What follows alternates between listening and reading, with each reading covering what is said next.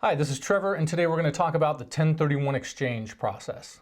The 1031 exchange, formerly known as the Starker exchange, is a tax deferral strategy that allows an investor to relinquish a business or an investment asset and acquire another asset without having to pay capital gains taxes, or effectively deferring the capital gains taxes.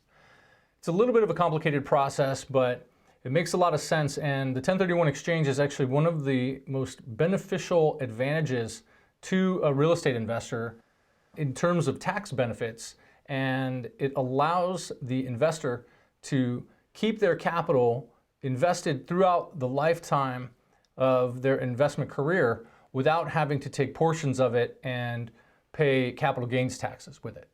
Let's go over how it works. Let's say this is our investor. This is the taxpayer who is taking advantage of the 1031 exchange. In a typical buy-sell transaction, the investor would receive cash from the buyer in exchange for the deed in the sale. At that point, a portion of that money would need to go to the IRS in the form of capital gains taxes, assuming that the seller or the investor made a profit and had some appreciation in the transaction. Take a look at the numbers behind that. If you had, say, a $1 million gain and we're paying a 35% tax rate on capital gains between state and federal, then the taxpayer would be liable for approximately $350,000 to the IRS. The 1031 exchange came about because an investor named Starker wanted to trade lands for other real estate and felt like because there wasn't a capital gain that was realized, he shouldn't be liable for the taxes. And so originally, and still to this day, a one-for-one deed swap between two real estate owners qualifies and does not trigger any sort of capital gains liability.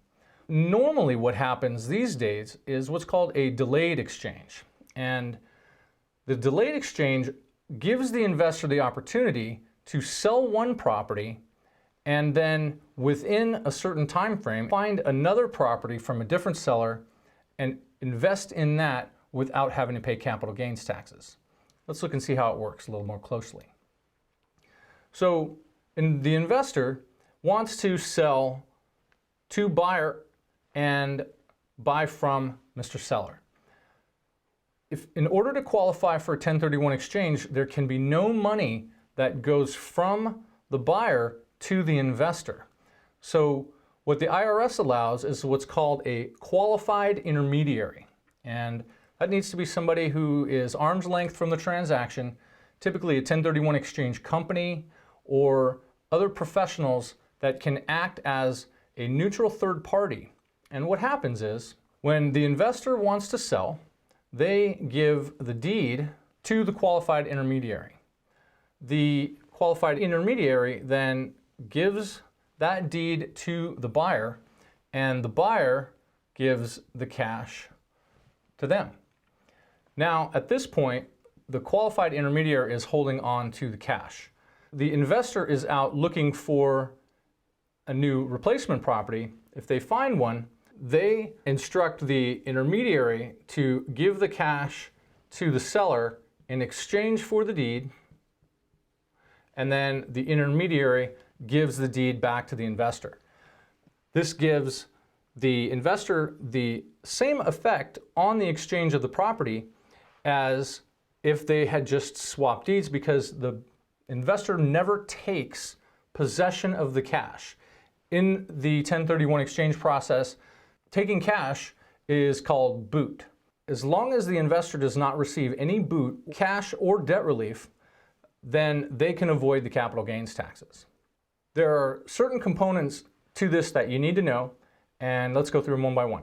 First is that a 1031 is a tax deferral strategy, not a tax deduction.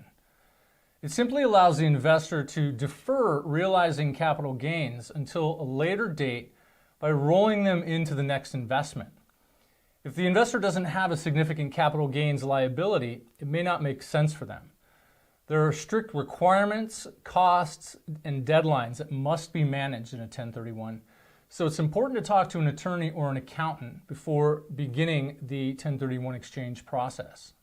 Next is the 1031 exchange may only be used when buying and selling like-kind property. Like-kind property is considered any property held for productive use in trade or business or held for investment.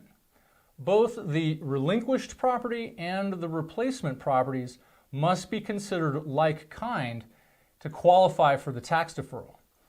In other words, if the investor is selling real estate, they must replace it with real estate, or it's not considered to be a like-kind exchange.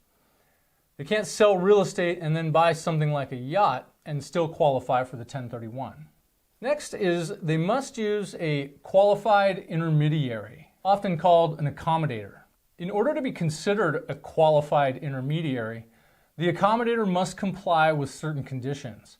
First, they must be arm's length to the transaction and not a party that is related, like an attorney or the real estate agent. Second, they must receive a fee for providing the 1031 exchange services.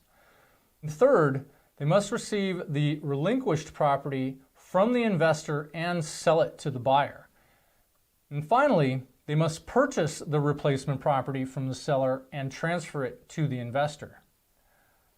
Next, the 1031 exchange agreement must be in writing. The exchange agreement outlines the transfer of the relinquished property to the accommodator, the subsequent purchase of the replacement property by the accommodator, and the restrictions on the exchange proceeds during the exchange period. The exchanger must inform the real estate agent about the 1031 exchange, and they need to make sure the process is included in the purchase and sale agreement when listing the property for sale.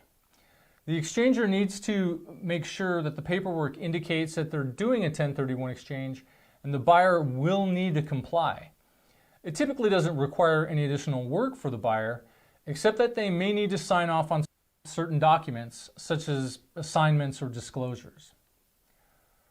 The property being sold is called the relinquished property. This is the property that's given up by the investor and also referred to as the sale, the exchange, or the downleg property. The property the exchanger buys is called the replacement property. It's also referred to as the purchase, the target property, or the upleg. It's important to note that the timelines on the 1031 are strict. The identification period allows for a maximum of 45 days from the date that the relinquished property closes in its sale to when they identify the potential replacement properties. And then the exchange period is 180 days total. And that's the period of time in which the replacement property must be received by the investor.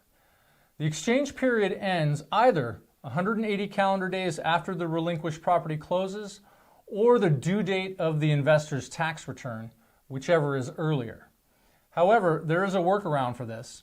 If the 180th day falls after the due date of the tax returns, then they may be able to file an extension in order to utilize the full 180-day exchange period. When executing a 1031 exchange, the exchanger should begin searching for replacement properties before closing on the sale of the relinquished property. The countdown to identifying the replacement property begins the day of the sale of the relinquished property, and that 45 days goes by fast. The exchanger needs to get through the offer, acceptance, and at the very least the preliminary due diligence period of the potential replacement properties quickly in order to reduce the risk of missing the deadline and losing the tax benefit of the exchange. So they should begin the potential replacement property search immediately. The exchanger cannot take what's called constructive receipt of the funds. In other words, during this time, it's important that they do not receive any funds from the sale. Constructive receipt of the funds from the sale from the relinquished property are considered what's called boot and can be subject to capital gains tax. Cash boot occurs when the exchanger takes any cash proceeds from the sale of the relinquished property, either by actual cash or cash into a bank account that they control. The exchanger needs to acquire equal or greater replacement debt. Otherwise, debt relief or mortgage boot is also a taxable event. The exchanger can identify up to 3 properties. By midnight on the 45th day, after closing the sale of the relinquished property, they must identify the potential replacement properties and submit the names of those properties to the accommodator in writing. They can potentially identify even more than 3 properties as long as they close on 95% of those, or a total combined value of the identified properties is less than 200% of the value of the relinquished property. Now, that's a fairly complicated process, and so it's important that the exchanger get advice from their accommodator when identifying replacement properties. It's wise to get at least 1, if not all 3 potential replacement properties under contract. And putting multiple properties under contract is not always as easy as it sounds. Real estate agents are aware of the financial and time pressures on a 1031 exchange buyer, and they may be wary of having their listed property tied up under contract, knowing that it may only be a backup plan for a buyer who has another property as their first choice. So the exchanger needs to be diligent and do their best to get a replacement property under contract as soon as possible. When closing on the replacement property, the accommodator must transfer the funds to the title company or the attorney, and the property will close as a normal transaction.